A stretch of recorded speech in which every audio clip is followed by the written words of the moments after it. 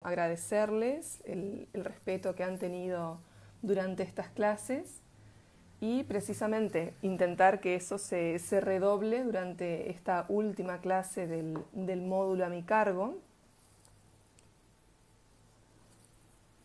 Entonces podemos concluir esta semana de la mejor manera e intentando, por supuesto, que este intercambio de ideas sea lo más fecundo para ustedes y para mí.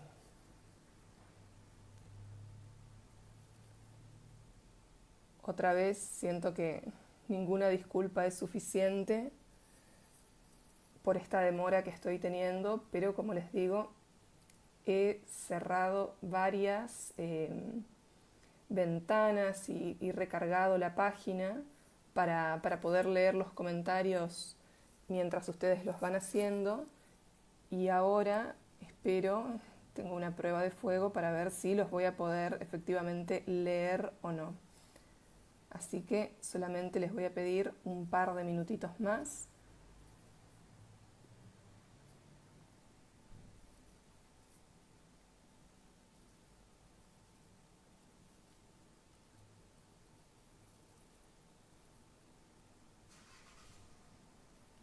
A ver, ya me veo yo que es algo que no estaba pudiendo hacer y ahora los leo a ustedes. Muy bien, por fin. Ya me quedo más tranquila y justamente les iba a preguntar si se me escuchaba bien, y por lo que veo, entre los últimos comentarios por lo menos, me he perdido la mayoría de sus saludos. Hola, de vuelta a todos. Veo que al parecer se me escucha bien. Quisiera por favor que me lo reconfirmen para poder arrancar la clase. Veo que algunos me dicen que les gustaría agregarme a Facebook y no tengo problema, pero en realidad ahora, como me llovieron solicitudes de amistad, yo no acepté ninguna porque suelo, por lo menos en relación a los alumnos cuyo destino está en mis manos, ¿verdad? Serían mis alumnos de la Facultad de Abogacía donde doy clases, a veces también me agregan y se pueden generar situaciones un poco incómodas o preguntas fuera de la clase y demás, que yo suelo intentar evitar con mi grupo de alumnos de aquí.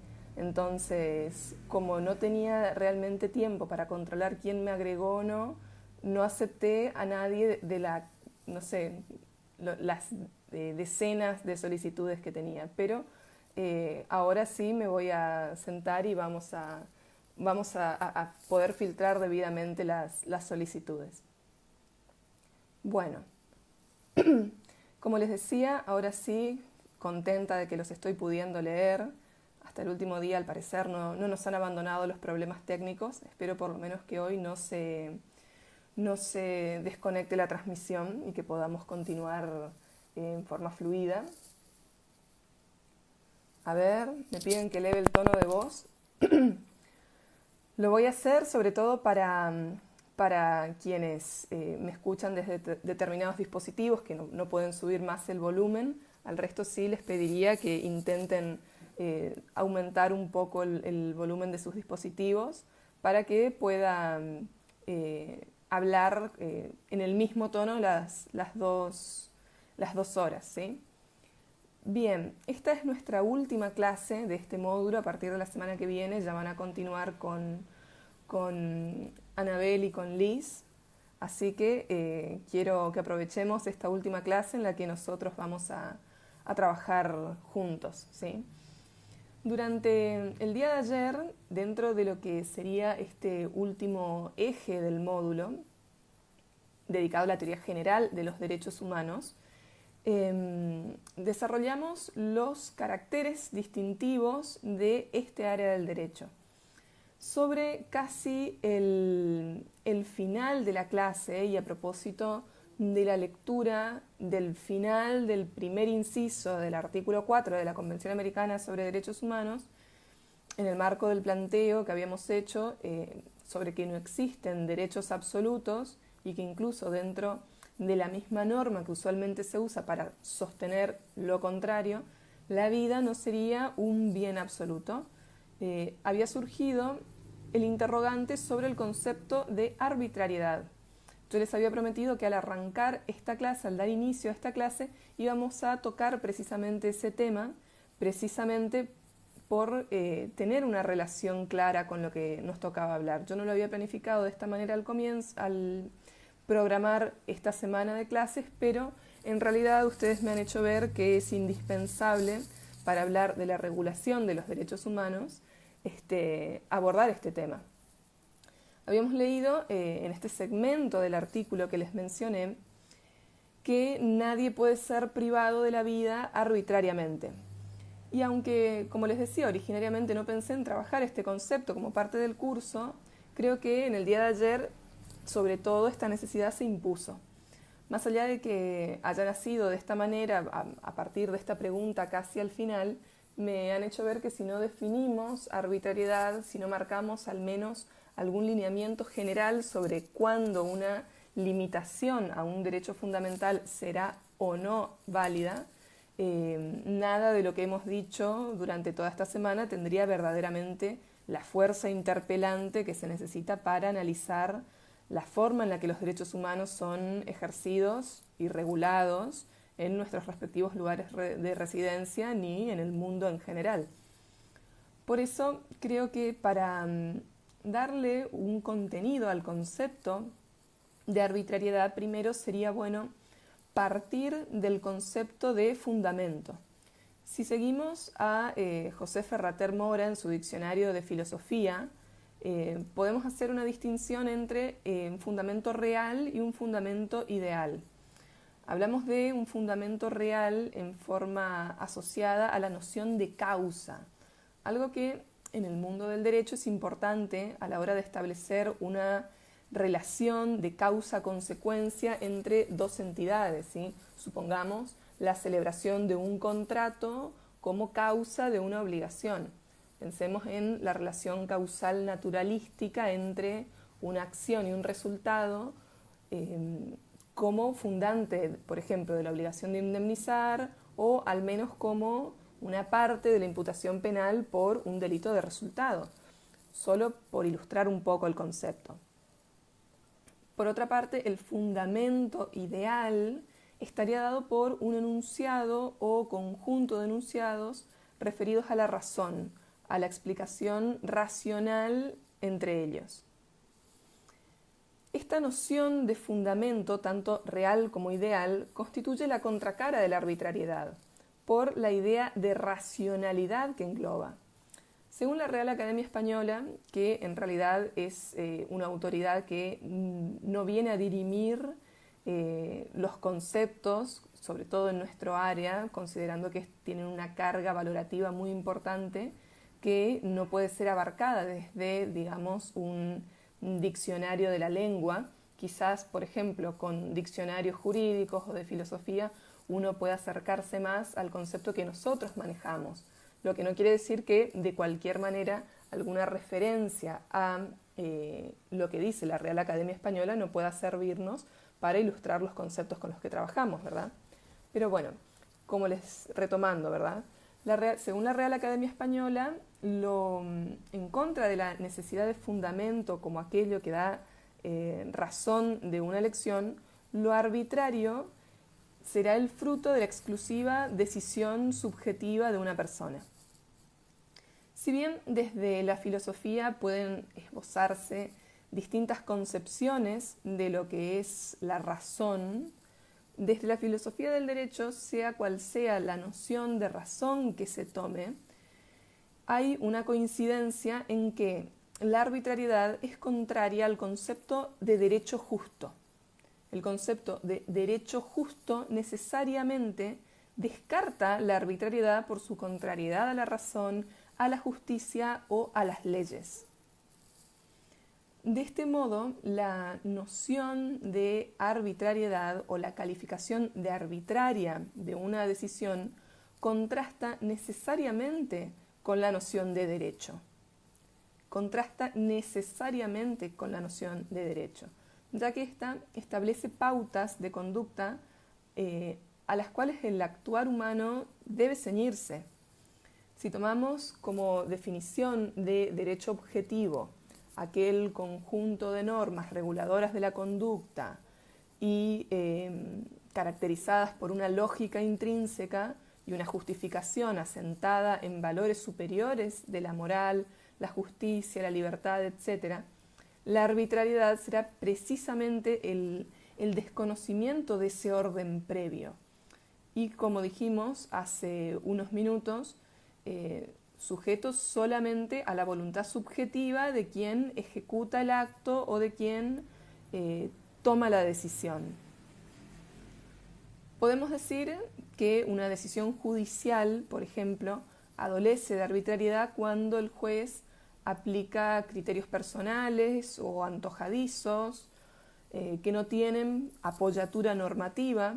De hecho, esto puede ser considerado delito en más de un ordenamiento jurídico. O, por ejemplo, incluso por falta de fundamentación suficiente de la sentencia. Al no explicitarse el razonamiento realizado para llegar a la conclusión de que la decisión tomada sería la más justa, o cuando también puede ocurrir el razonamiento en sí está explícito, pero los argumentos son viciados o son falaces, ¿sí?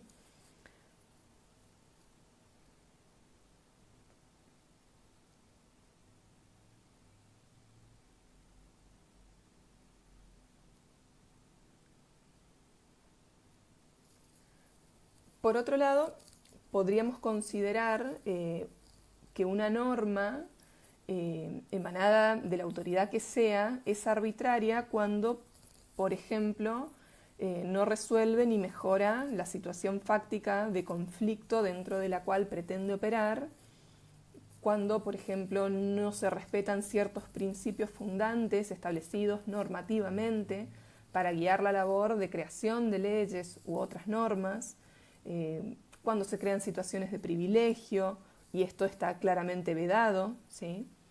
En fin, aunque el abordaje de todo esto, como les dije antes, no estaba entre mis planes originales, bien podría haberlo estado y de hecho dentro de un marco de lo que podríamos dar en llamar una lógica docente, ¿sí? Posiblemente lo hubiera desarrollado junto con los temas que ya había previsto para hoy, es decir, el desarrollo de los distintos principios que rigen la práctica en materia de derechos humanos.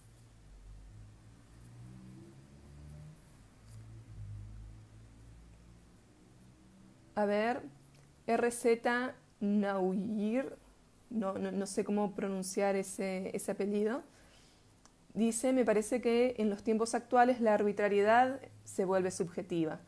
Me imagino que hace alusión a que la calificación de arbitraria también podría tener un dejo de arbitrariedad. De alguna manera yo creo que puede haber distintas valoraciones que hagamos en relación al objeto de análisis, ¿sí? Ya sea que se trate de una sentencia, de una ley, una norma genérica, lo que sea.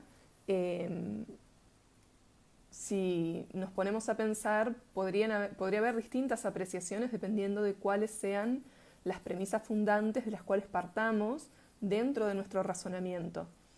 Sin embargo, más allá de la objetabilidad o no de esta conclusión a la que podamos llegar, lo cierto es que en el transcurso de esta clase me gustaría poder, como ocurrió ayer, no zanjar de ninguna manera una discusión. Creo que eso está absolutamente por fuera de las posibilidades de cualquiera de nosotros, pero sí por lo menos dar más herramientas para poder juzgar la arbitrariedad o no de ciertas medidas a la hora de hacer esta ponderación y por lo tanto ver si el derecho que se está aplicando se condice con esta noción de derecho justo que habíamos mencionado más temprano, ¿sí?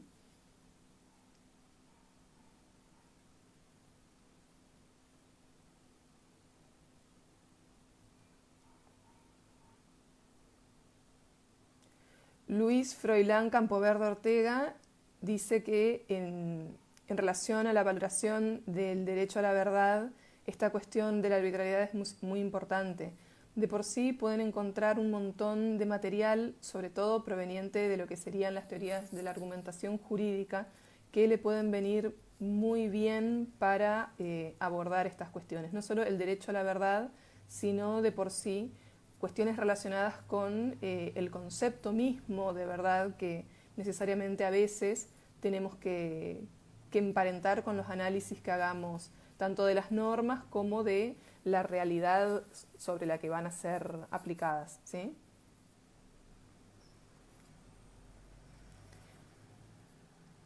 Andrés Felipe Hernández hace una pregunta muy buena, pregunta si es posible que la discrecionalidad judicial conlleve a esa arbitrariedad.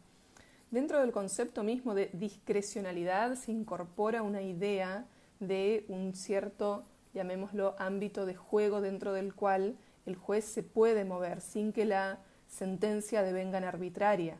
De allí precisamente la importancia de las exigencias que se hacen, tanto normativamente como desde la jurisprudencia en muchos casos. Nosotros, por ejemplo, en la Argentina tenemos una creación pretoriana que es el recurso extraordinario por arbitrariedad de sentencia, en donde justamente una de las causales es la falta de fundamentación suficiente. En este orden de ideas, es indispensable que el juez explicite cuál es su razonamiento para que se pueda hacer un control de este derrotero argumental o silogístico que el juez ha hecho para llegar a esa conclusión. Pero retomando nuestro tema de hoy, si debemos analizar la serie de regulaciones o limitaciones que pudieran establecerse a los derechos humanos, no podemos hacerlo en forma ajena, en primer lugar, a sus caracteres esenciales, ¿sí? A los caracteres esenciales de los derechos humanos que desarrollamos ayer y cuya vinculación al concepto mismo de persona moral inherente a los seres humanos nos habíamos ya encargado el día de ayer de remarcar. Y al mismo tiempo, no podemos hacerlo ajenos a los principios propios que rigen en nuestra materia. Sin poner en tela de juicio la autonomía de cada orden jurídico para definir la forma de integración de los derechos humanos en su normativa interna, para establecer el orden jerárquico de sus normas y por lo tanto individualizar los criterios para resolver y superar los eventuales conflictos que pudieran surgir, la pluralidad de fuentes impone la necesidad de compatibilizar el alcance de los derechos protegidos para que en cumplimiento de las obligaciones asumidas por el Estado se pueda atender a la maximización del respeto y goce de estos derechos. Y a esos efectos deberíamos comenzar con el desarrollo de uno de los principios más importantes y operativos en esta materia que algunos de ustedes ya habían consultado el primer día de clases, que es el principio pro homine.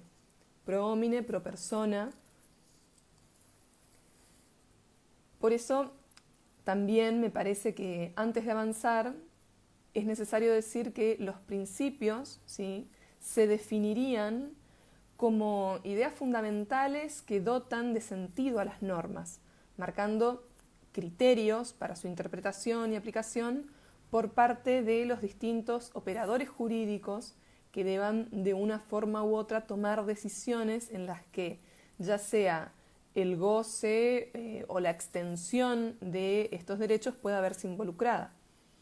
El principio pro homine es, en primer lugar, un criterio hermenéutico que informa todo el corpus teórico y normativo de los derechos humanos, en razón del cual, por un lado, se debe acudir siempre a la norma más amplia o a la interpretación más extensiva cuando se trata de reconocer los derechos tutelados. A contrario sensu, deberá recurrirse a la norma o a la interpretación más restringida cuando se trata de establecer restricciones permanentes al ejercicio de los derechos o si fuere temporal, ¿verdad?, su suspensión extraordinaria. En esta línea resulta claro por qué en los diversos instrumentos internacionales celebrados en materia de derechos humanos se establece que ninguna de sus disposiciones autoriza a limitar los derechos protegidos en mayor medida de la prevista, a limitar el goce y el ejercicio de cualquier otro derecho o que pueda estar reconocido en otra norma internacional o interna que se encuentre en vigor, ni excluir o limitar el efecto que puedan producir las normas consuetudinarias también en materia de derechos humanos.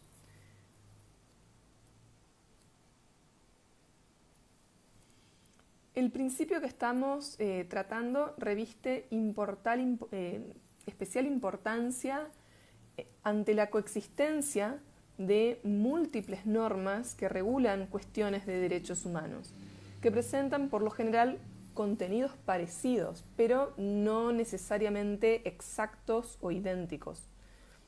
La multiplicidad de fuentes, tanto del derecho local como internacionales, obliga a una compatibilización respecto del alcance de los derechos protegidos y de las obligaciones asumidas por el Estado.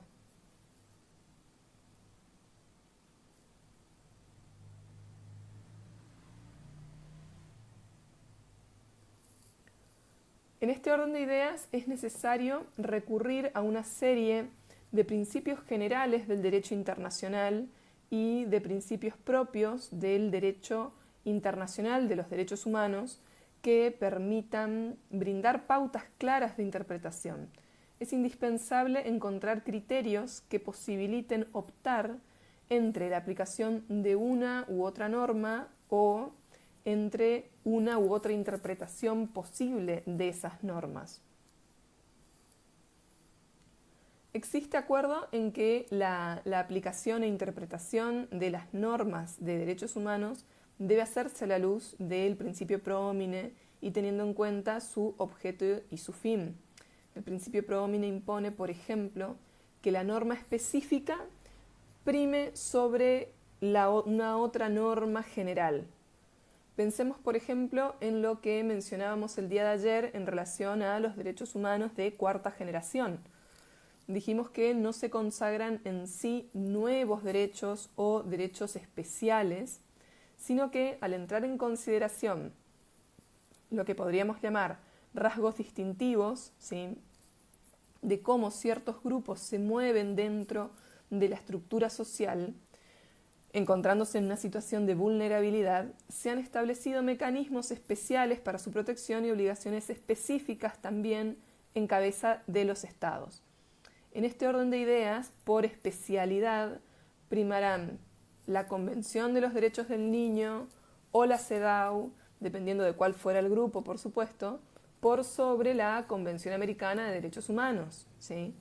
Lo mismo ocurre, por ejemplo, en relación a los instrumentos específicos sobre tortura, ¿sí?, en los que se enuncia detalladamente los derechos de las víctimas y las obligaciones asumidas por el Estado, que supera y prevalece sobre las disposiciones genéricas que puedan estar contenidas, por ejemplo, en el Pacto Internacional de Derechos Civiles y Políticos.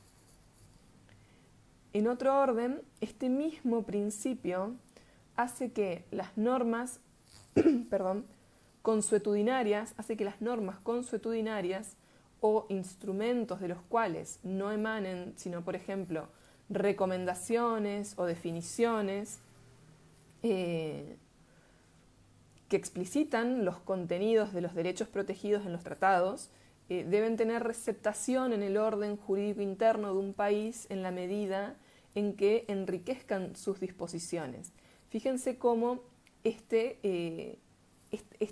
es una consecuencia del principio pro homine que de alguna manera viene a echar luz dentro de esta discusión relacionada con la aplicación o no, por ejemplo, de reglas, ¿sí?, reglas dictadas por ciertos organismos especializados o ciertos organismos de control del cumplimiento de derechos.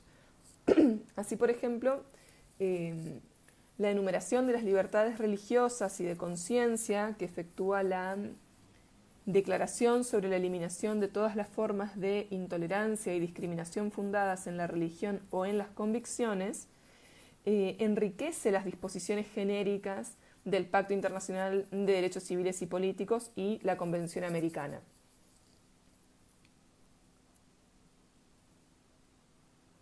A ver, veo que algunos avisan que se fue el audio. Confírmenme, por favor, que se me está escuchando, así yo continúo. O si no, intentamos solucionar los problemas técnicos.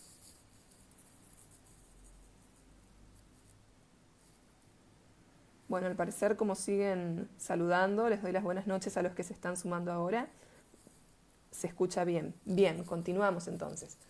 Como otro ejemplo, ¿sí?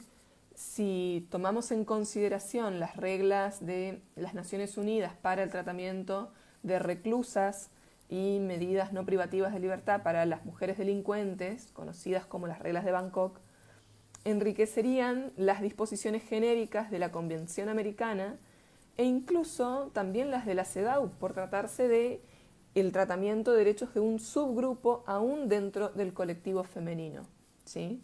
Las reglas de Bangkok están específicamente orientadas a las mujeres privadas de su libertad o bien aquellas a las que se les aplica alguna clase de medida por haber cometido un delito. Entonces, en este orden de ideas, fíjense cómo aún dentro de un tratado específico, como podría ser la CEDAW o la Convención Belén do Pará, estas reglas terminan siendo más específicas y enriqueciendo de esta manera el abordaje que se haga de la problemática específica de las mujeres privadas de su libertad. En este mismo sentido, atento a que lo que se establece en todos los instrumentos internacionales en materia de derechos humanos no son sino estándares dentro de los cuales los países tienen que intentar ubicarse, ¿sí? Los países tienen que adecuar su derecho interno a esos estándares establecidos en los tratados internacionales.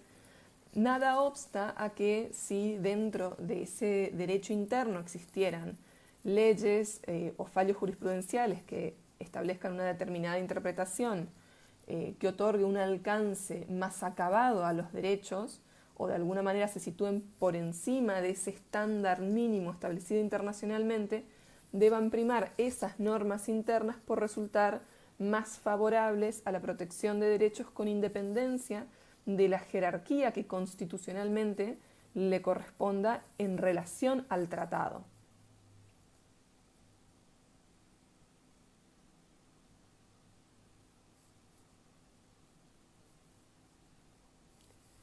Bien, iniciamos ayer, en la clase de hoy, un trabajo sobre ya de por sí la noción de arbitrariedad, ¿verdad? Específicamente porque ayer este interrogante había surgido a partir de la absolutez o no de bienes jurídicos como la vida y la consiguiente regulación normativa que se pudiera hacer de su goce. El principio pro homine, a los efectos precisamente de la regulación que desde las normas de cualquier índole pueda hacerse de los derechos humanos en general, ¿sí? Para cualquier derecho, tiene una aplicación y una operatividad directa. Esencialmente, los derechos humanos consagrados por el orden jurídico son relativos, ¿sí? Los derechos humanos son esencialmente relativos y por lo tanto todos son susceptibles de ser reglamentados de forma razonable, ¿sí? De forma razonable. Dependiendo de qué derecho se trate, por supuesto, algunos pueden ser objeto de restricciones legítimas a su ejercicio e incluso de suspensión extraordinaria.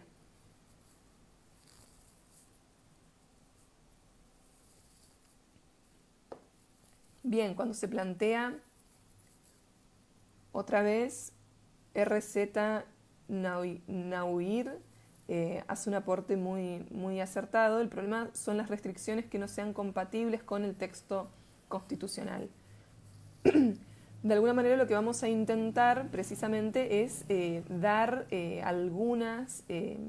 algunos criterios de la mano del principio pro homine para justificar las restricciones o para por lo menos intentar determinar en el caso concreto si la restricción establecida o si la suspensión establecida son válidas, son legítimas o bien pueden ser juzgadas de arbitrarias, ¿sí? Y por lo tanto atacadas y demás.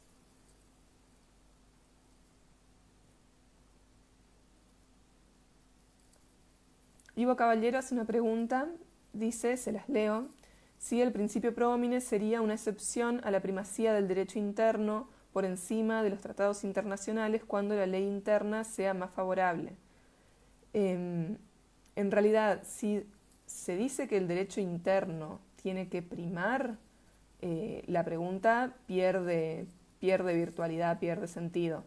Pero si lo que estamos diciendo es que debe primar el tratado internacional por establecer un estándar más favorable y respetuoso a los derechos humanos, en este caso, fíjense cómo la finalidad del tratado de alguna manera ya está cumplida cuando el derecho interno establece una situación, un orden de cosas, incluso más favorable al previsto por el tratado, ¿sí? Pensemos, por ejemplo, si volvemos a la cuestión del derecho a la vida, si de acuerdo al artículo 4 de la Convención Americana se dice que la pena de muerte va a estar prevista solamente puede estar prevista para los delitos más graves y en el país en cuestión la pena de muerte ya fue abolida, claramente en el derecho interno existe un mejor estado de cosas que aquel que de alguna manera se convalida a través de lo establecido en el tratado. Entonces, no porque se establezca en el tratado que la pena de muerte podrá regir solo para los delitos más graves, de alguna manera ese va a ser el estándar y por lo tanto dentro de lo que es el derecho interno vamos a comenzar a implementar la pena de muerte, sino que al establecerse una situación mejor dentro del derecho interno es eso lo que va a primar y si lo tomamos en consonancia con otro principio que vamos a ver más adelante, que es el de la no regresión, no podríamos volver a establecer aquellos ordenamientos que en algún momento lo hayan tenido establecido o bien introducirla por primera vez a la pena de muerte porque vulneraría estos principios que estamos exponiendo el día de hoy.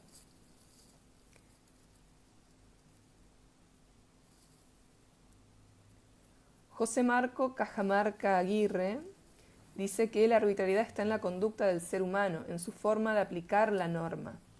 En realidad, si solo el ser humano pudiera ser arbitrario, estaríamos partiendo de la idea de que el derecho es siempre justo, ¿sí?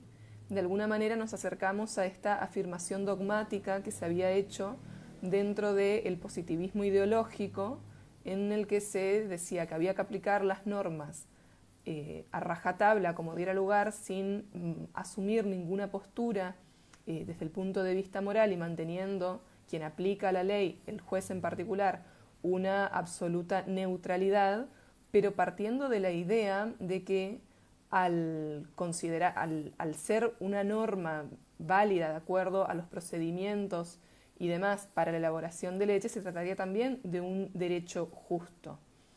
Fíjense cómo ya durante el tercer día de clases habíamos dicho que de alguna manera, mediante esta concepción, lo que se hacía era fusionar, confundir, superponer los criterios de validez de la ley con los criterios morales que puedan llevarme a decir si la ley es justa o no.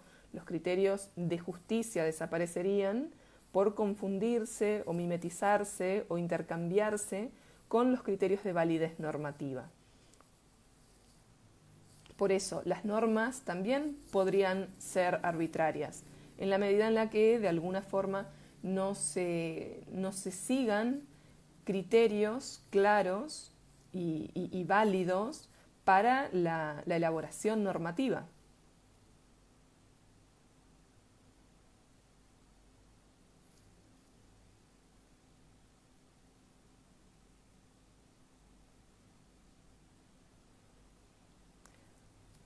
Claudia Ciacara hace otra pregunta, dice, ¿qué pasa con casos comprobados de violaciones a niños? Imagino que se refiere a abusos sexuales. Por ejemplo, ¿no existe tal vez la necesidad de revisar las normas? Si estoy en lo cierto y cuando se refiere a violaciones a niños se refiere a abusos sexuales y no a la violación de otros derechos de los que ellos son titulares, eh, creo que de alguna manera todos los países estamos encaminados a una revisión de esa normativa, especialmente en lo que se refiere a los plazos de prescripción de las acciones, considerando que de alguna forma cuando esta clase de abusos ocurren a una edad muy temprana, es común que el niño, al ocurrir dentro de lo que es su etapa de formación y de crecimiento y de incorporación de pautas, llegue en alguna medida a naturalizar alguna clase de abuso, o bien por tratarse en la grandísima mayoría de los casos de delitos que ocurren en el ámbito de la intimidad familiar y de lo cotidiano, se encuentre con obstáculos ya a la hora de contar qué es lo que él está atravesando. En ese sentido, ya se han establecido en algunos países estos delitos dentro de la lista de delitos imprescriptibles, o bien, como ocurre en la Argentina, se ha establecido un régimen especial para lo que es la prescripción de estos delitos, atento a que el plazo comienza a correr, y es la situación de la Argentina, aclaro, el plazo de prescripción comienza a correr a partir del cumplimiento de la mayoría de edad de la víctima, con algunos otros matices en relación, por ejemplo, a la formulación de la denuncia que pudiera ser y otras cuestiones en las que no me quiero explayar demasiado. Pero justamente para, de alguna manera, mantener la amenaza punitiva que pudiera desalentar la comisión de esta clase de delitos, en resguardo precisamente de la integridad sexual de los niños como un derecho humano, sí, se han establecido ya algunas modificaciones.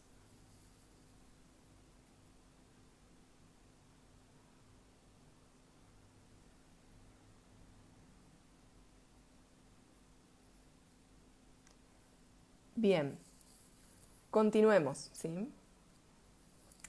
Cuando hablamos de una reglamentación razonable, ¿sí?, que ese es el punto en donde nos habíamos detenido antes de evacuar algunas de las preguntas que ustedes iban haciendo, cuando hablamos de reglamentación razonable nos referimos a aquella que, sin desvirtuar la naturaleza del derecho, tenga en miras su pleno goce y ejercicio en sociedad. Las restricciones permanentes, ¿sí?, así que podríamos decir las regulaciones que establezcan restricciones permanentes al ejercicio de algunos derechos, son legítimas en atención a la necesidad de preservar o lograr determinados fines que interesan a la sociedad toda. La libertad, ¿sí?, en sus variadas modalidades, probablemente sea el derecho más regulado. En algunos casos, mediante restricciones derivadas explícitamente de una prohibición, o en otros, estableciendo consecuencias sancionatorias dentro de este sinalagma de libertad de obrar, responsabilidad por las consecuencias. Por su parte, la suspensión ocurre cuando, y aquí quiero marcar esta diferencia entre restricción y suspensión, la suspensión ocurre cuando dentro de una situación extraordinaria en la que se vuelve necesario decidir suspender el ejercicio de determinados derechos por el tiempo y en la medida estrictamente, remarquémoslo, en la medida estrictamente limitada a las exigencias de la situación, ¿sí? Fíjense cómo, de alguna manera, estas situaciones extraordinarias pueden tener ya alguna clase de consecuencia o pueda ser pasible la aplicación de algún determinado estado de alguna determinada norma, por ejemplo, el estado de sitio, ¿sí? Sin embargo, existen otra serie de situaciones extraordinarias que pueden llegar a meritar quizás no una suspensión, pero sí una restricción más drástica del ejercicio de ciertos derechos, precisamente por esa situación coyuntural en la cual tienen que preservarse ciertos bienes jurídicos, quizás en detrimento de otros, sin que esto pierda su razón de ser y su naturaleza, ¿verdad? Pensemos precisamente en la situación en la que estamos hoy la mayoría de los países, ¿sí? Nos encontramos todos en una situación excepcional, lo que no quiere decir que sea un estado de excepción asimilable al estado de sitio, ¿sí? A propósito de la pandemia del virus COVID-19, ¿sí? Fíjense, en algunos estados se ha pedido incluso la declaración de estado de sitio, pero no se ha materializado, en otros sí, lo que no quita que aún dentro de el mantenimiento de este estatus jurídico de no estado de sitio, ¿verdad? Se aplican restricciones.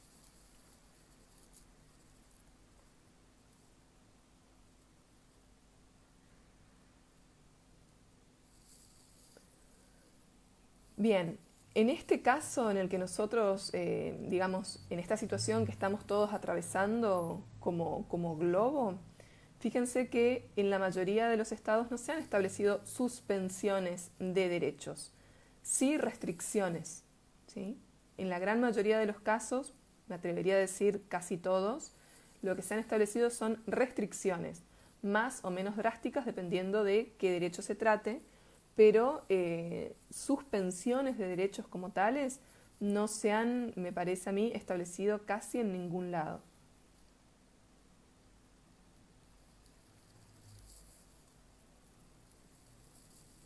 Bueno, continuando con el análisis de este principio, la aplicación del principio pro homine impone no extender las restricciones más allá de lo debido, ni mucho menos extender las suspensiones más de lo necesario. Por ello, resulta indispensable determinar ciertos criterios que permitan verificar la legitimidad de una regulación. En la Declaración Universal de los Derechos Humanos se dispone en su artículo 29, 29.2, y les voy a pasar a leer: en el ejercicio de sus derechos y en el disfrute de sus libertades, toda persona estará solamente sujeta a las limitaciones establecidas por la ley con el único fin de asegurar el reconocimiento y el respeto de los derechos y libertades de los demás y de satisfacer las justas exigencias de la moral, del orden público y del bienestar general en una sociedad democrática. ¿Sí? Es decir, hay una norma de fondo que habilita el establecimiento de restricciones como parte de la regulación que busque asegurar la coexistencia de los seres humanos en un contexto de respeto y goce de derechos.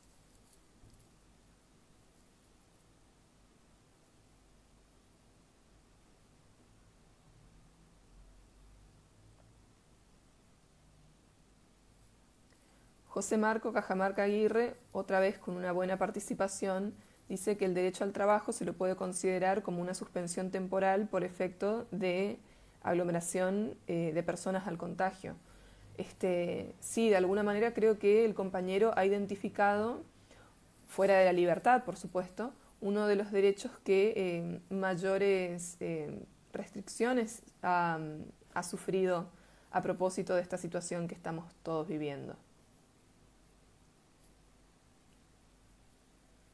La libertad y las distintas formas de ejercer los trabajos posiblemente sean de los más restringidos. Actualmente también, y en consonancia con las reflexiones que hacíamos ayer en relación a el acceso a los medios informáticos, probablemente también la educación venga a ocupar algún lugar dentro del podio, ¿verdad?, de derechos restringidos a partir de las medidas sanitarias dispuestas para contener la pandemia.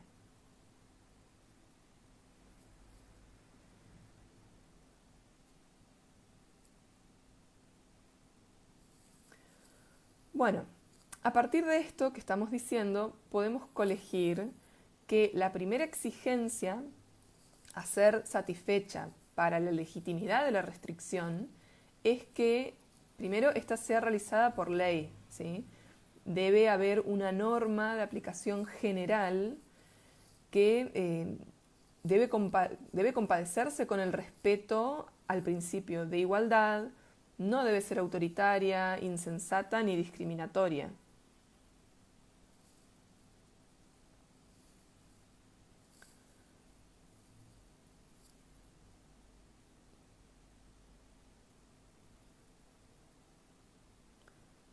A ver, Jumla Isaías dice que el derecho a la libertad ha sido, a la felicidad ha sido restringido.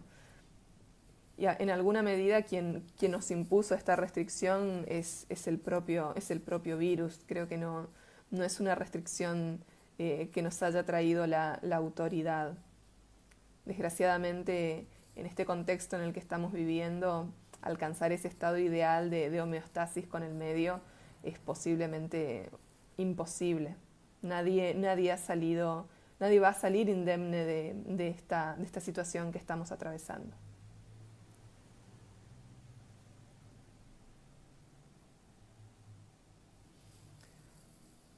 Ahora bien, continuando, en el terreno de los fines que justifican o legitiman una restricción de los derechos humanos, debe señalarse que el obstáculo más duro para la aplicación, llamémosla unívoca, ¿sí? O con, digamos, aspiraciones de univocidad, de estas cláusulas o normas limitativas, viene dado por conceptos indeterminados, ¿sí? Por la existencia de conceptos indeterminados.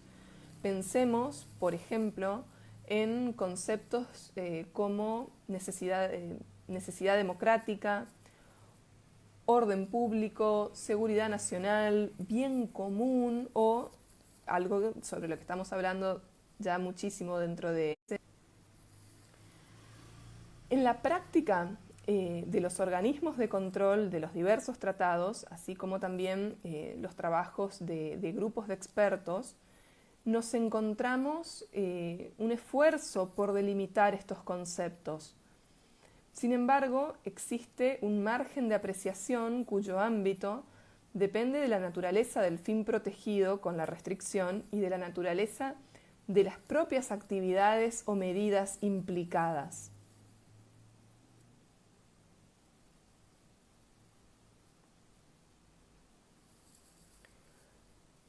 El criterio de orden público, imagino que todos estaremos de acuerdo, adolece de una grandísima ambigüedad. Se lo suele definir como el conjunto de reglas fundamentales sobre las cuales se erige una sociedad. En este sentido, su interpretación debe ajustarse al contexto del derecho que se restringe. La Corte Interamericana de Derechos Humanos ha señalado que una acepción posible del orden público dentro del marco de la Convención hace referencia a las condiciones que aseguran el funcionamiento armónico y normal de las instituciones sobre la base de un sistema coherente de valores y principios. Pero fíjense, aún a pesar del esfuerzo por delimitar el concepto, la propia Corte dice que es una acepción posible, ¿sí?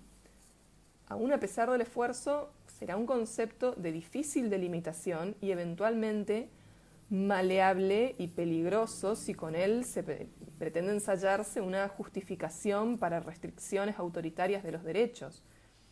Si hacemos memoria de las diversas dictaduras ocurridas en nuestros países durante el siglo pasado, en mayor o menor medida ante una u otra situación, todas ellas han intentado justificar crímenes atroces mediante la creación de un enemigo que podría hacer peligrar el orden público. ¿Qué decir si hablamos del concepto de seguridad nacional y el manoseo que se ha hecho de él paradójicamente por parte de los gobiernos de facto? Existe un consenso en que el calificativo nacional, cuando se habla de seguridad nacional, apunta a un país, a la nación, y no a la estructura, no al gobierno, no a quienes ocupan temporalmente, circunstancialmente, algún puesto de gobierno.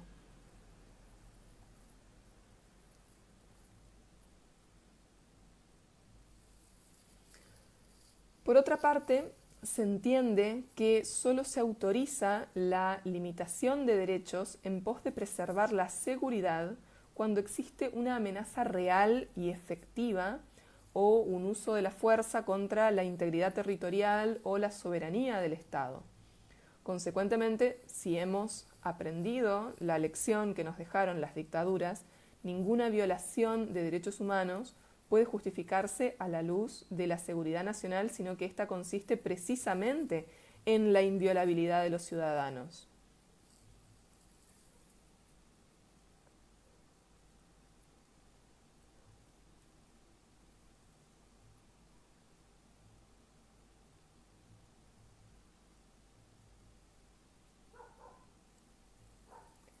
A ver, Ali Pérez Vélez comenta que los conceptos jurídicos indeterminados deben ser determinables en base a reglas lógicas del intérprete y aplicador de la ley, ser un juez, un funcionario público del Poder Ejecutivo o un legislador.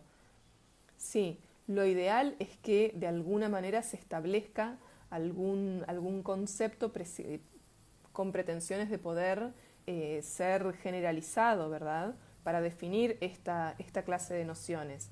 Sin embargo, por ejemplo, cuando hablamos de orden público, por ejemplo, nos vamos a encontrar con que en algunos casos las conductas que durante algún determinado momento histórico parezcan atentatorias contra el orden público pueden, mediante, digamos, una evolución de esa sociedad como tal, quizás dejar de parecer como amenazantes del orden público.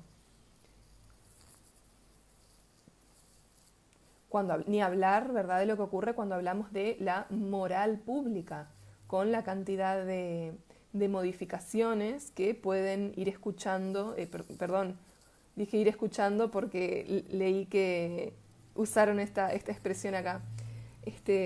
Cuando hablamos de la moral pública, son cientos las modificaciones que con la evolución propia de una sociedad pueden ir introduciéndose, y lo que hoy parezca atentatorio contra la moral pública probablemente podría llegar a ser mucho menos, este catálogo podría estar mucho más reducido que lo que ocurría en los tiempos de nuestros padres o abuelos.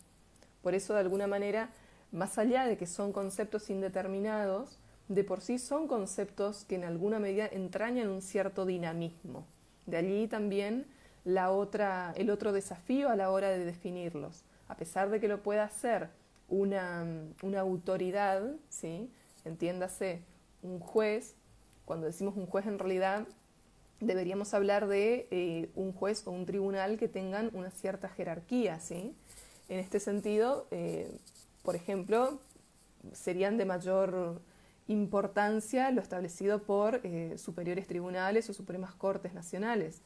De cualquier manera, como les decía, más allá del esfuerzo que puedan hacer por definir de la forma más detallada posible, ¿sí?, y intentando esquivar los distintos vicios de los que adolece el lenguaje, lo cierto es que, por tratarse de un concepto dinámico, va a ser el concepto que sea al que se llegue, de alguna forma también va a estar sujeto a revisión y va a ser un concepto perfectible en la medida en la que el tiempo vaya pasando y las sociedades vayan modificándose. Isa Chopite dice algo que es real, de ahí la mutabilidad de estos conceptos. A la mutabilidad me refería al decir precisamente que son conceptos dinámicos, ¿sí?, dinámicos, perfectibles. Bien. Ahora, en relación a el concepto de bien común, ¿sí?, la Corte Interamericana, en la opinión consultiva 5/85 sobre la colegiación obligatoria de periodistas, en un análisis de los artículos 3 y 29 de la Convención Americana sobre Derechos Humanos, ha dado un concepto de bien común. Ha sido entendido como, procedo a leérselos, como un concepto referente a las condiciones de vida social que permiten a los integrantes de la sociedad alcanzar el mayor grado de desarrollo personal y la mayor vigencia de los valores democráticos. Ahora, en cuanto a la salud pública, solo puede justificar la restricción de determinados derechos y en la medida en que esas restricciones le permitan al Estado prevenir o enfrentar serias amenazas a la salud de la población. En este momento debemos preguntarnos cuáles son los derechos que en nuestros países han sido restringidos. Muchos ya los han ido enumerando mientras introducíamos esta cuestión, ¿verdad?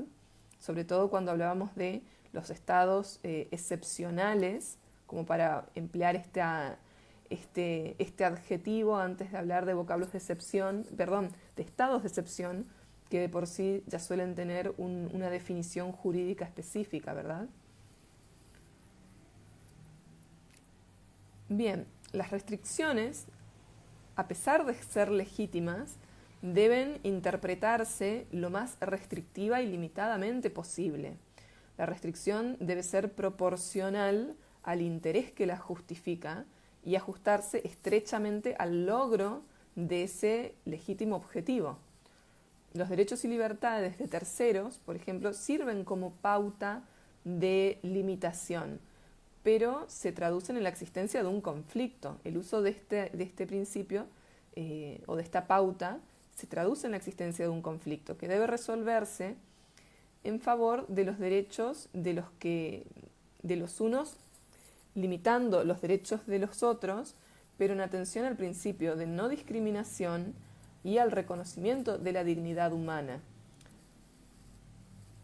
Respetando el principio pro homine, se debe verificar que la restricción que prevalezca sea la más restringida, ¿sí? Que la restricción sea restringida o que afecte el derecho cuya restricción cause menor dañosidad. En este orden de ideas, no tenemos que hablar de que la restricción afecte el derecho de menor jerarquía. Ya habíamos dicho el día de ayer y hoy lo vamos a enfatizar, que no podemos establecer jerarquía dentro de los derechos humanos, sino en todo caso, en atención al caso concreto, determinar cuál derecho puede ser restringido, entrañando la menor dañosidad en, comparación con otras medidas que podrían eventualmente resultar más beneficiosas o bien insuficientes e ineficaces, ¿verdad?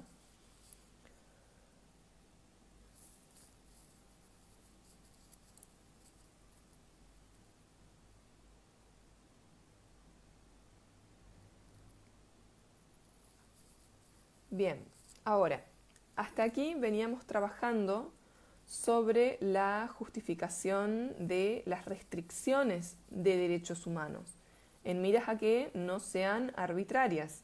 Veníamos, como les digo, trabajando sobre las restricciones. De alguna manera se ha planteado ya una clara necesidad de prudencia a la hora de hacer esta ponderación, ¿sí?, en relación a cuál es la mejor medida disponible para maximizar el goce de los derechos, aún dentro de un estado excepcional o un estado de excepción. Pero mayor prudencia, mucha mayor prudencia, es la que demanda el análisis de lo que va un paso más allá de la restricción, que sería la suspensión temporal de derechos.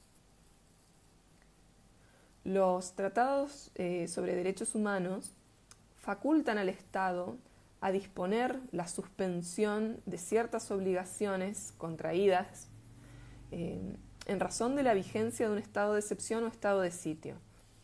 Sin embargo, existe la necesidad de encontrar criterios para otorgar legitimidad a la suspensión en virtud de la eventual actitud que puedan asumir desde los estados, ¿verdad?, la actitud que pueda asumirse desde el Estado ante esta clase de situaciones de excepción. Según Mónica Pinto, catedrática de Derechos Humanos y ex decana de la Facultad de Derecho de la Universidad de Buenos Aires, el principio que venimos analizando, el principio pro homine, impone que en estos casos, dada la vigencia simultánea de un Estado de diversas normas internacionales o internas con distinto nivel de exigencias al Estado, éstas deban sumarse acumulativamente todas ellas. Debe extenderse la lista de derechos no susceptibles de modo de incluir a la totalidad de los mencionados en ese carácter por los distintos instrumentos y al mismo tiempo estarse al texto más restringido en cuanto a las posibilidades de declaración de tal estado de emergencia.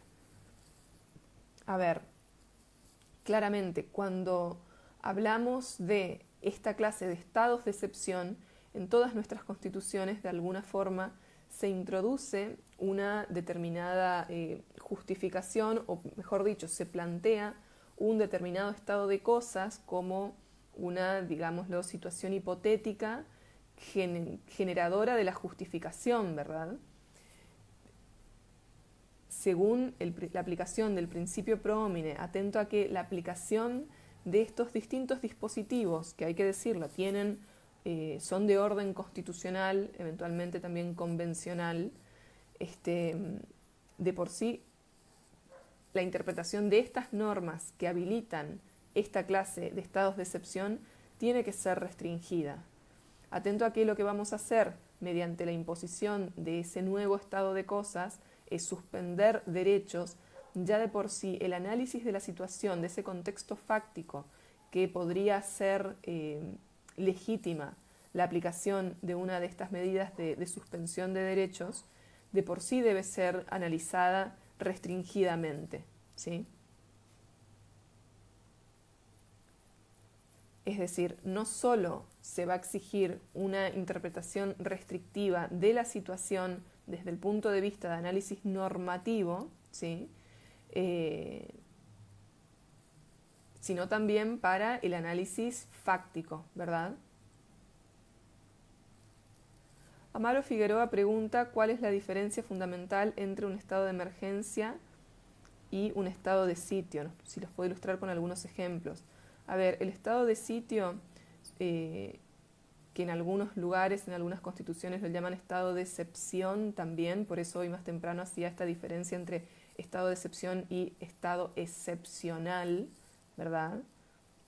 Se trata de una situación constitucionalmente habilitada, es un dispositivo constitucionalmente habilitado en el cual para contener, por ejemplo, una conmoción interior, ¿sí?, se establece una restricción más severa a ciertos derechos y eventualmente una suspensión de ciertas garantías.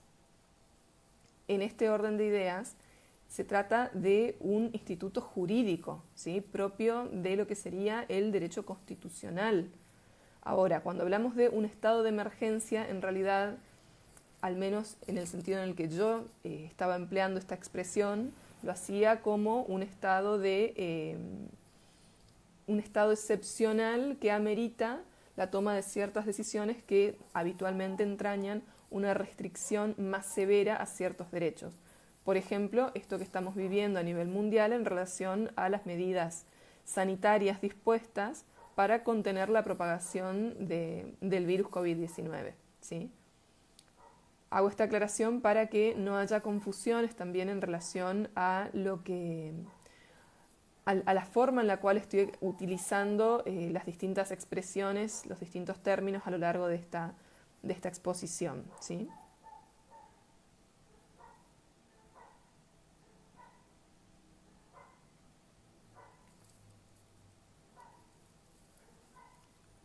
Otro compañero o compañera, no sé por qué su nombre es PJPJ, PJP, dice que con el problema que estamos pasando no debe existir discriminación y debemos ser tratados igualmente. Sin dudas eso es así, pero de alguna manera me hace reflexionar y me gustaría introducir en todo caso a la reflexión hacia ustedes también en relación a la forma en la que se ha ido habilitando en distintos países por ejemplo, la apertura de determinados comercios o el ejercicio de determinadas actividades, y cómo de alguna manera, justamente para determinar si nos están estableciendo situaciones de privilegio, atento a que sobre todo en este ámbito son muchas las presiones que desde determinados cuadros, ¿verdad?, se van haciendo. Debemos ser muy agudos a la hora de analizar si nos están estableciendo estados de privilegio, si el mantenimiento de la restricción del ejercicio de alguna determinada actividad guarda alguna lógica con la preservación, ¿verdad?, de la salud pública, con la contención de la enfermedad, o si en realidad se han, por ejemplo, habilitado, imaginemos, no sé, imaginemos que se abran centros comerciales, por ejemplo.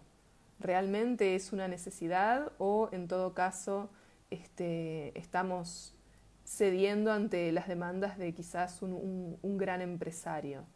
En cierto modo, como les digo, creo que puntualmente la cuestión de la discriminación o no discriminación y por consiguiente el establecimiento de determinados privilegios se va a notar no tanto en las medidas restrictivas iniciales, ¿sí?, las medidas sanitarias iniciales, sino ahora cuando en muchos lugares se comienza a flexibilizar cada una de las restricciones que originariamente se habían establecido.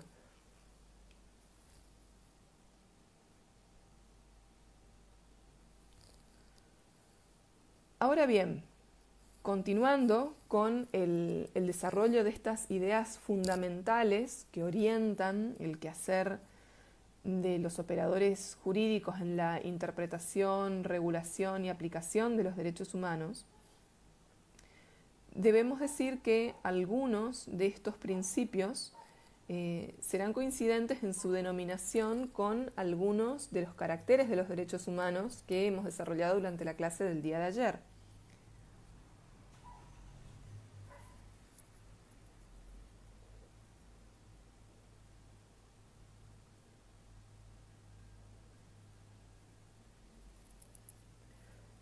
Bien, muchos de ustedes, antes de proseguir, veo que están no solo comentando la forma en la que los distintos estados de excepción o estados de sitio pueden estar regulados dentro de lo que es su derecho interno, sino que también van comentando cómo viene siendo la implementación de estas medidas restrictivas ante la emergencia sanitaria en sus distintos países. Me parece sumamente enriquecedor porque de alguna manera nos permite tener una visión más global y quizás incorporar a nuestro análisis alguna opción que no veníamos barajando.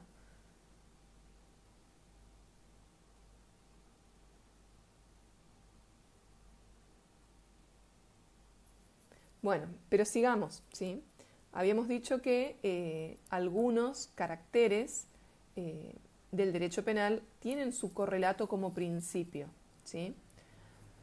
Así nos encontramos con que caracteres como la universalidad, ¿sí?, la indivisibilidad y la interdependencia de los derechos humanos se van a transformar en principios guía para la interpretación de las normas, marcando un norte para quien deba resolver un conflicto en donde entren en juego cuestiones relacionadas con derechos humanos.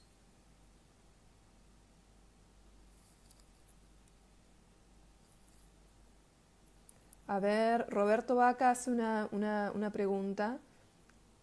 Pregunta cuáles de los principios que abordamos deberíamos entender que se involucran dentro de las normas del ius cogens. Siendo el ius cogens la costumbre imperativa internacional, de alguna manera todos estos que estamos enunciando ya han sido positivizados. Ya no podemos nosotros seguir hablando estrictamente de costumbre imperativa, ¿verdad?, sino que ahora es todo, prácticamente todo, ya ha sido integrado al derecho positivo. Bueno, del carácter universal podemos desprender un principio, aunque sea redundante, de universalidad, ¿sí? Estableciéndose un cercanísimo correlato con el de no discriminación, que más temprano ya habíamos mencionado. El principio de por sí, la no discriminación de por sí ya es un derecho, ¿sí? La no discriminación no es solo un principio, sino que también es un derecho. Si la universalidad implica que todos los individuos pertenecientes a la especie humana son sujetos titulares de derechos humanos, se prohibirá cualquier interpretación normativa, decisión judicial o política, ¿sí?, que implique el establecimiento de privilegios para un determinado sector, en relación al disfrute de los derechos humanos o bien cuando se establezcan jerarquías entre grupos que redunden, por supuesto, en la obstaculización del acceso de alguno de ellos a ese goce.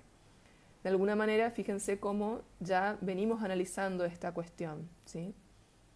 No importa si la diferencia está basada en el sexo, en la orientación política, la posición económica, la raza, la etnia, la creencia religiosa, la orientación sexual, ¿sí? Cualquier característica o condición que los sujetos pudieran detentar.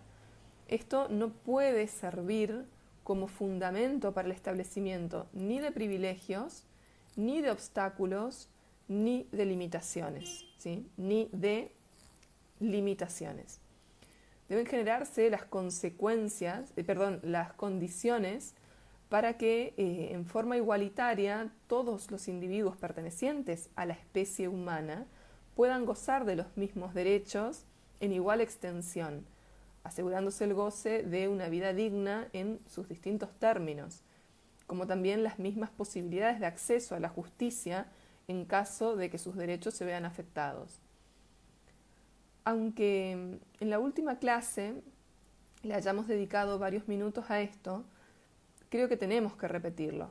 Las desigualdades estructurales dentro de una sociedad que coloquen a grupos sociales en peores condiciones en relación al ejercicio y respeto de sus derechos va a habilitar la aplicación de medidas o acciones positivas, tendentes por supuesto a eliminar o cuanto menos disminuir la asimetría existente entre ese y los demás grupos integrantes de esa comunidad.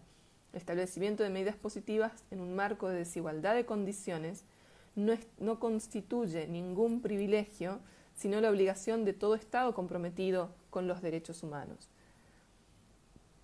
En cierto modo, esto es un tema que, como les dije, ya lo veníamos desarrollando durante todas las clases anteriores, pero creo que ante muchas veces la resistencia que se genera al encarar determinadas discusiones, no es menos cierto que se deben mantener, ¿sí? Son discusiones que se deben mantener. Pensemos, por ejemplo, corriéndonos de la cuestión de las mujeres, para muchas personas hay ciertas normas en relación al acceso a los derechos de la tercera edad, por ejemplo, que por ser claramente contrarios a lo que desde un capitalismo salvaje se podría preferir, se dice que no deberían regularse de esa manera, porque darle tanta protección y tanta cosa a una población que ya no produce. Y sin embargo, fíjense cómo desde una convicción coherente con todo lo que venimos estudiando hasta ahora, no se trata de ningún privilegio, sino precisamente del dictado, de la elaboración de una política equitativa e igualitaria que busque borrar esa gran brecha en relación al goce de los derechos de una población en sí misma vulnerable, estructuralmente vulnerable.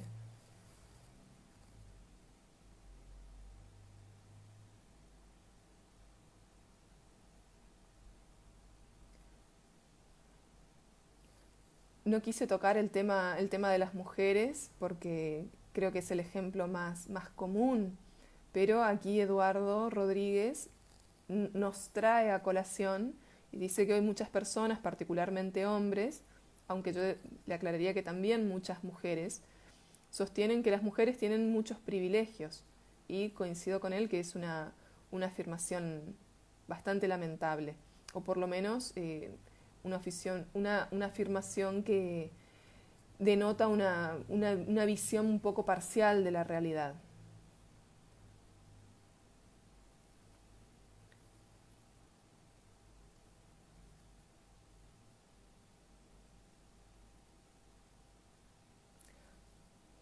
Antonio Pachacama menciona a otro grupo vulnerable, claramente, que son las personas con discapacidad y a quienes tienen que ocuparse de su cuidado. También debe protegerse con este derecho de no discriminación. Sí, sin lugar a dudas, desde los distintos países es posible que uno de los primeros grupos que haya recibido atención hayan sido las personas que tienen alguna clase de discapacidad, y creo que es el grupo cuya protección menos resistencia genera en relación a lo que podría ser con otros grupos. No, en ningún momento hablamos del establecimiento de privilegios, sino de tender redes y dispositivos por parte del mismo Estado para el goce equitativo e igualitario de todos los derechos.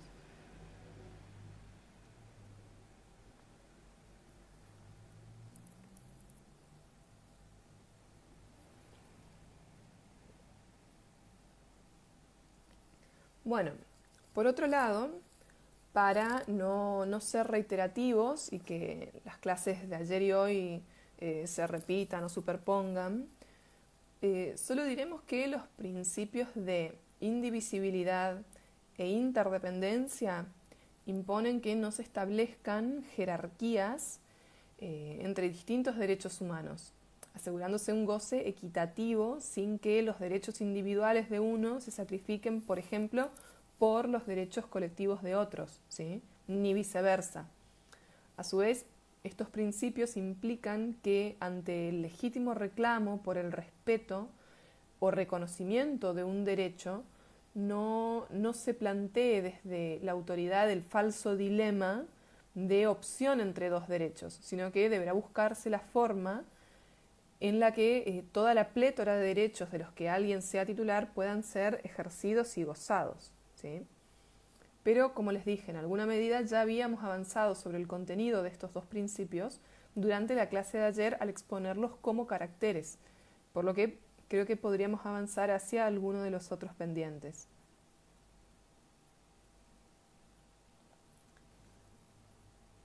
Yumbla Isaías dice que no hemos hablado del grupo, de los derechos del grupo LGBTI Q, que han sido reconocidos esos derechos por el género diferente. Sí, claramente es otro de los grupos que mayor persecución, mayor maltrato y por lo tanto mayores violaciones a sus derechos fundamentales ha sufrido. Y actualmente hay muchísimas normas ya establecidas en algunos países y en otras, por lo menos proyectos legislativos para, por ejemplo, establecer, así como en su momento fue necesario para buscar un goce equitativo e igualitario de los derechos electorales entre hombres y mujeres, así como desde hace mucho tiempo en muchos países se ha establecido mediante ley el cupo femenino.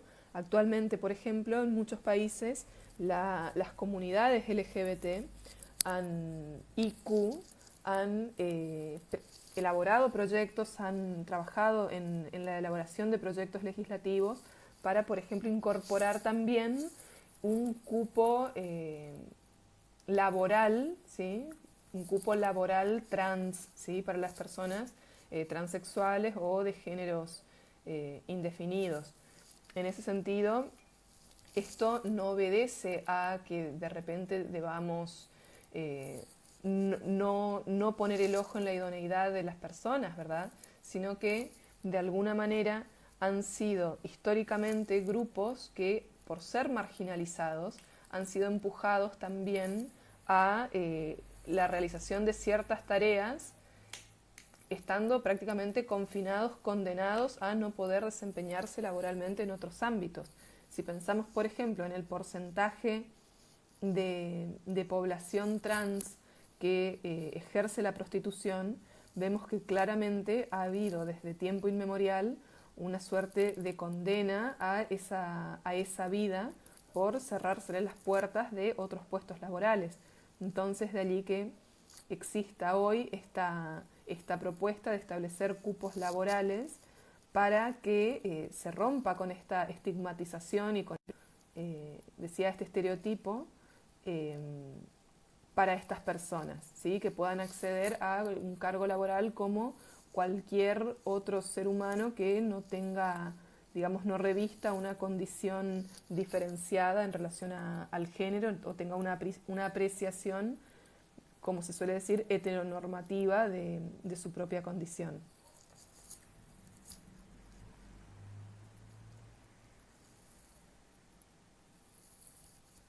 Bueno, en otro orden de ideas, ¿sí? Con la conciencia de que la consagración de los distintos grupos de derechos humanos a lo largo de la historia ha sido el producto de las conquistas logradas por la humanidad en el marco de la lucha de los distintos pueblos, se establece una demanda de progresividad en esas conquistas.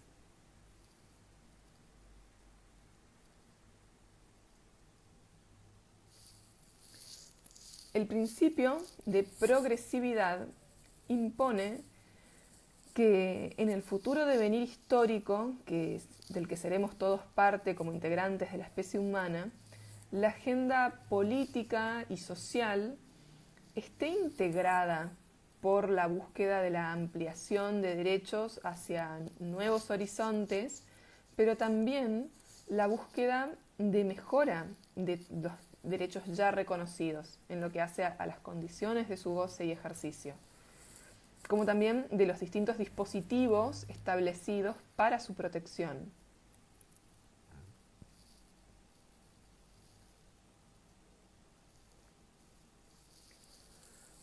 Este principio de progresividad no solo marca que la ampliación y mejora de derechos tiene que ser un fin a alcanzar de aquí en más, sino que además, a contrario sensu, y esto ya lo habíamos introducido hace unos minutos, veda la posibilidad tanto de derogación de derechos como de retroceso en lo relacionado con los alcances que ya se le hubieran otorgado.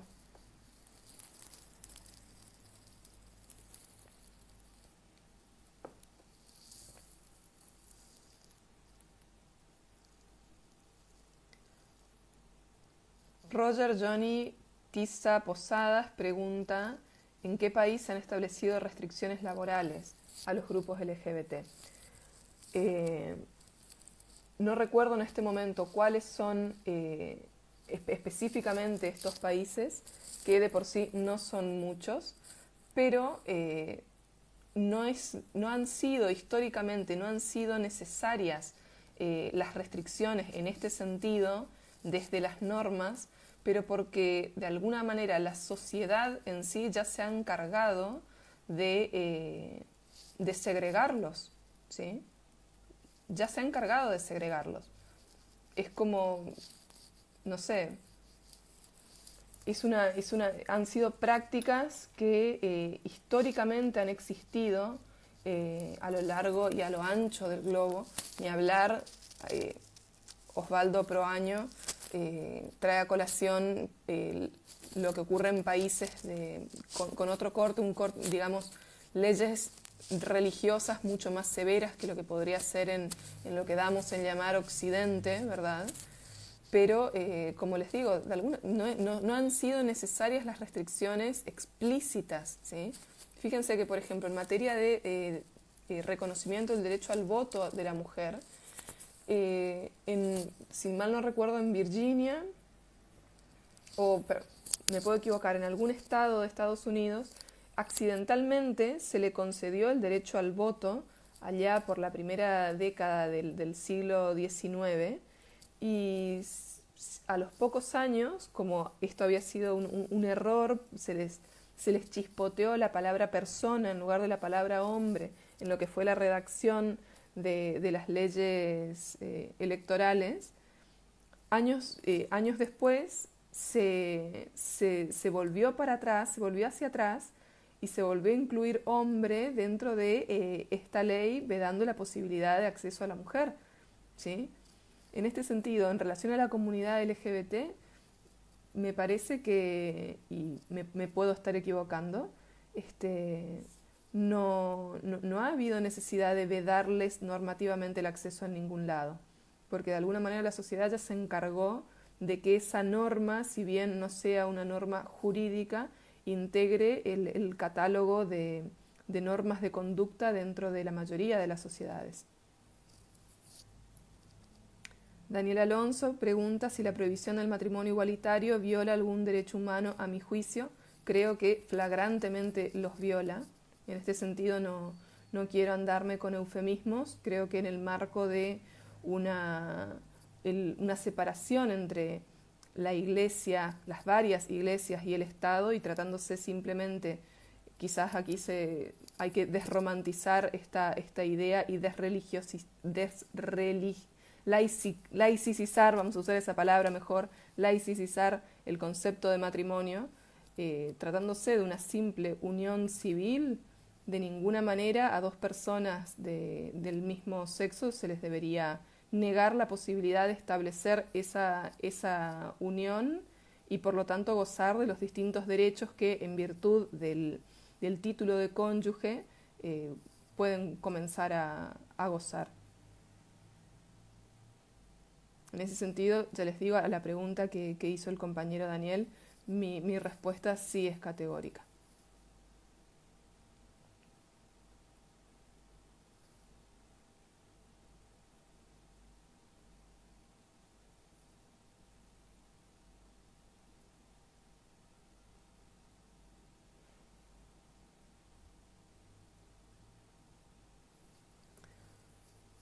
Bueno,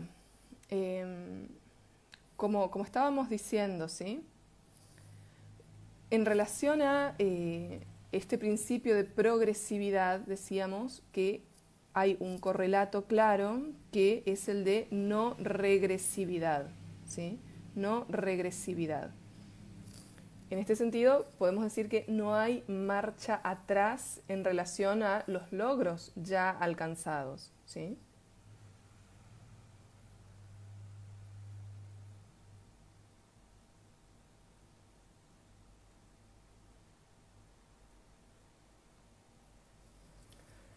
Bueno,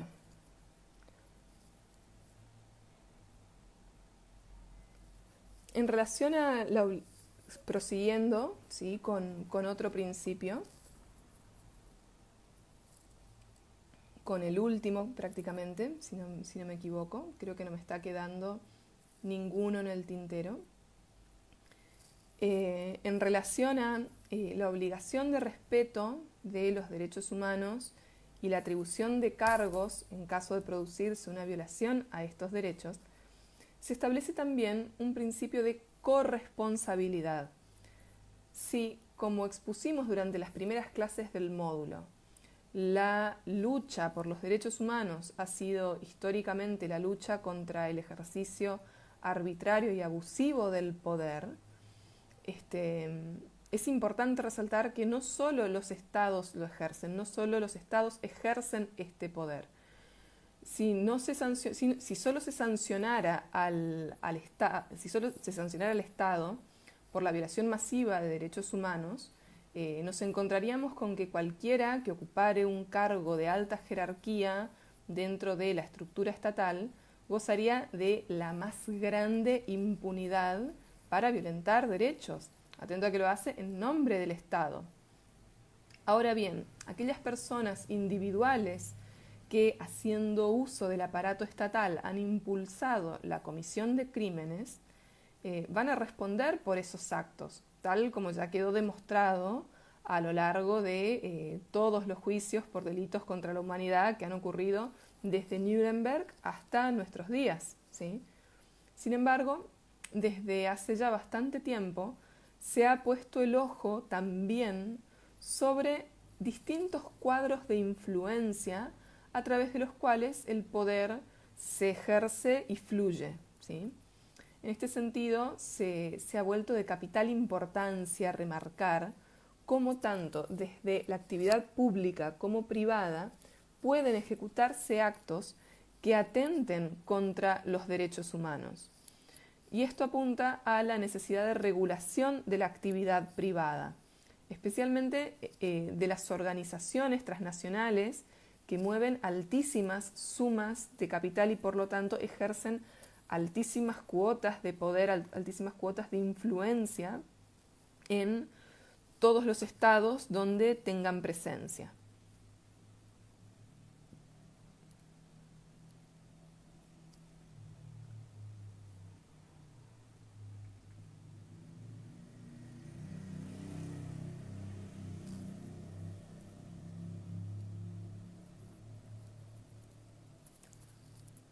Bueno, fíjense cómo en cuanto al diseño del tablero del juego, y aquí ya hemos concluido con el desarrollo de lo que serían los principios rectores en materia de derechos humanos, no así los principios que rigen en lo que es el sistema internacional de protección de estos derechos. Como yo ya les había adelantado, no voy a superponerme con las exposiciones del resto de mis compañeras, ¿sí?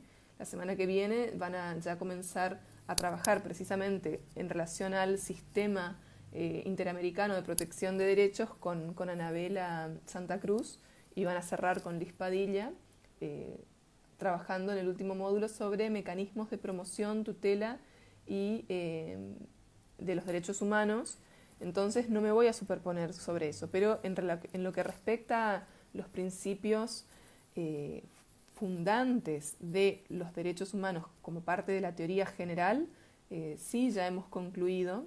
Entonces estamos más o menos igual que el día de ayer, con algunos minutos para que puedan formular preguntas. Mientras tanto, fíjense cómo en cuanto al diseño del tablero del juego, ¿sí? La humanidad no está en un lugar muy distinto al que tenía cuando el poder fluía, generando tensiones entre el rey, los señores feudales y eventualmente la naciente burguesía durante la Edad Media. Los dados y las fichas son manejados por personajes diferentes. Ahora podríamos hablar de estados, empresas, entes transnacionales, siempre que el análisis se mantenga dentro de la legalidad, porque si nos detenemos a pensar en la cantidad de organizaciones dedicadas al crimen organizado o al terrorismo, que operan, por supuesto, al margen del Estado de Derecho, dado el poder lesivo que todas tienen, la amenaza que representan y la forma en que lesionan los derechos fundamentales a lo largo y ancho del globo, podemos concluir en que el escenario resulta incluso más difícil. Este juego resulta mucho más difícil. La historia de la humanidad ha avanzado de la mano de los enfrentamientos por el poder y la consiguiente resistencia de la humanidad, logrando progresivamente modificaciones no solo a nivel normativo, sino también y sobre todo en relación a la estructura social en la cual los seres humanos nos desenvolvemos. Y el discurso actual de los derechos humanos busca contener el poder, tanto como en su momento lo hacían los obreros que luchaban contra la explotación y pedían, por ejemplo, jornadas laborales más reducidas. Y encontrándonos en una situación sin precedentes como la historia cercana, ¿sí? que estamos viviendo todos en este momento, se han puesto de manifiesto todas las falencias que en cada estado existen en relación al ejercicio y al goce de los derechos esenciales. El servicio de salud en muchos países está en manos de prestadores privados, por ejemplo, con todas las dificultades que eso implica para un acceso igualitario y a un... Como les decía, vamos a aprovechar para evacuar las dudas que puedan haber surgido. Algunos de ustedes preguntaban cuáles fueron los principios que habíamos desarrollado el día de hoy, y fueron específicamente el principio pro homine, que fue el primero que desarrollamos y posiblemente uno de los que más riqueza nos dé a la hora de trabajar en todas estas cuestiones. Luego trabajamos con el principio de universalidad, de indivisibilidad, de interdependencia. Luego ya nos quedaban muy pocos, nos fuimos con el principio de no discriminación, en realidad vinculado a el principio de universalidad, ¿sí? Finalmente el último fue el de progresividad y por lo tanto el de no regresividad, y en relación a lo que hace a la atribución de responsabilidad, el principio de corresponsabilidad. Esos son los distintos principios que hemos ido enumerando durante la clase de hoy.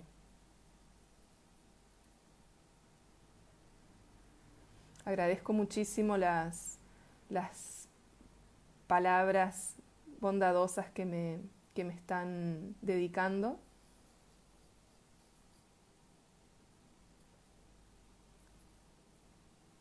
Me alegro de que hayamos podido trabajar de la forma en la que lo hicimos durante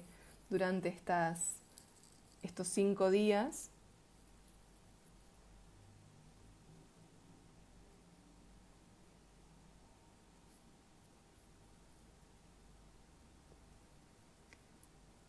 A ver, Alfonso Espós pregunta, según el principio de corresponsabilidad, ¿cómo actuaría la justicia interamericana cuando sale responsable el Estado a través de una sentencia de un juez que violó los derechos humanos? En este sentido, de acuerdo al principio de corresponsabilidad, lo que se busca, por un lado, es la responsabilidad individual, ¿verdad?, que hasta el momento lo que se ha establecido, atento a que una sentencia que no respete los derechos humanos de alguna forma puede ser por falencias de argumentación, de las premisas fundantes que lo llevan al juez a ese razonamiento, o por aplicación de un derecho que todavía no se haya adecuado a los estándares establecidos. No tengo memoria de que un juez haya sido sentado en el banquillo, pero este principio de corresponsabilidad precisamente se ha empleado en los juicios contra, por ejemplo, gobernantes de facto, ¿sí? Todos los que han cometido crímenes de lesa humanidad han sido juzgados también, más allá de la responsabilidad del Estado en muchos casos, han sido juzgados individualmente y por lo tanto, como les dije más temprano, la intención es desalentar que las personas que ocupan esta clase de cargos perpetren crímenes de este estilo en miras a que el Estado los dota de una cierta inmunidad. Lo mismo va a pasar, pues, y ya está ocurriendo en relación a las personas jurídicas, ¿sí? Como actualmente el poder es ejercido también de parte de entidades como, por ejemplo, no sé, empresas transnacionales, ¿sí? Hay una tendencia actual a también establecer responsabilidad para las personas jurídicas por violación a los derechos humanos. En este sentido, me parece que más de uno debe estar pensando, o por lo menos es lo primero que a mí me viene a la mente, por ejemplo, en las empresas que manejan sustancias tóxicas, ¿sí? La cantidad de población de alguna manera gaseada con agrotóxicos que hay en nuestros países, que a pesar de que los derechos humanos de alguna manera hemos dicho e insistido durante todas estas clases, que son para todos los seres humanos pertenecientes a la comunidad, a la especie humana por igual, fíjense cómo de alguna manera en ciertos países en donde las necesidades económicas son más acuciantes que en otras, se permiten ciertas actividades que en otros no, ¿sí? Entonces, creo que considerando todo lo que está ocurriendo en el mundo con lo que implica esta pandemia, de alguna manera nos estamos interpelando sobre un montón de cuestiones que creo que son propias de este área, ¿sí? Son propias de este área. De alguna manera, fíjense cómo Este curso estaba ya planeado desde aproximadamente febrero o marzo, si mal no recuerdo. Tendría que ver cuándo fue que tuve la conversación con el doctor Damián Armijos para intervenir en este seminario, pero creo que fue más o menos por esas fechas. Todavía ni siquiera, si bien ya se venía hablando del COVID-19 en China principalmente, no se pudo prever que iba a pasar todo lo que pasó.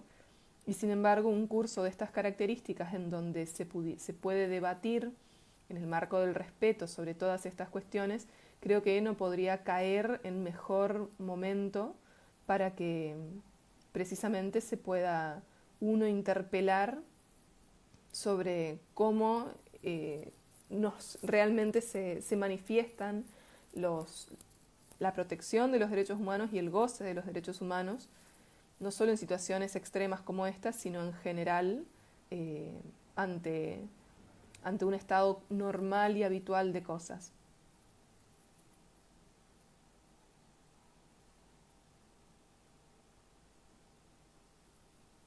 Les agradezco yo a ustedes la atención.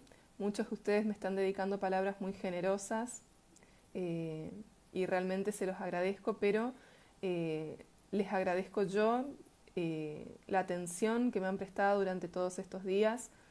Ha habido algunas participaciones que han estado fuera de lugar y sin embargo la mayoría de ustedes, no solo en el momento, ha manifestado su solidaridad para conmigo, sino que incluso después, en lo sucesivo, eso también ocurrió. Eso es algo que también debo agradecerles, ¿sí?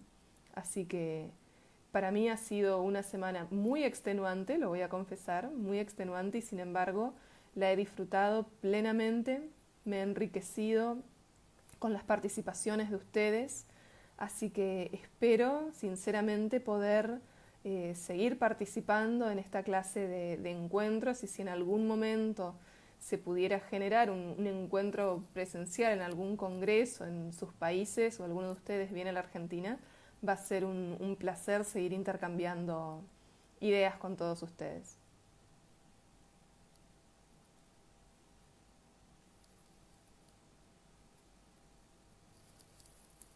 Bueno,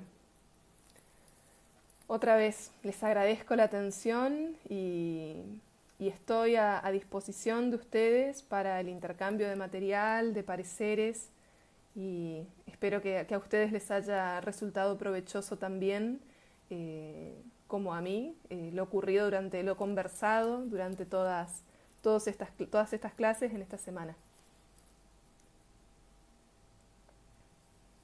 Bueno, muchas gracias. Gracias a todos. Les dejo un cariño muy grande. Espero que se cuiden y que cuando superemos todo esto, Latin Juris siga generando estos espacios para el debate y para el crecimiento, no solo académico, sino personal de todos los que intervenimos. Así que bueno, ha sido realmente un placer y espero que anden muy bien.